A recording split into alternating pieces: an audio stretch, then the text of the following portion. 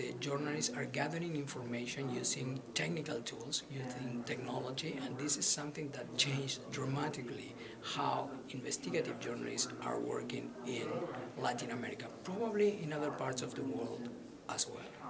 The other important change in Latin America during the last 20 years is the kind of attacks. Before that, the attacks usually were coming from state policies, from dictatorships, from organized crime, but coming within the states.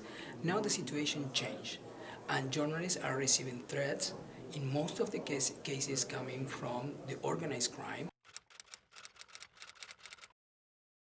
In terms of physical threats, there are a lot of experience in Latin America, beginning with Colombia and their program specific to protect journalists.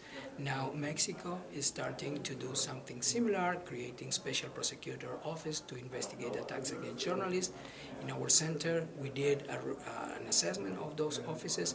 It's very important that the government have a strong political will and decision to combat any attack that a journalist could receive. It's very important for the next 20 years, that journalists regain their major constituency, which is the public, regain the trust of the public.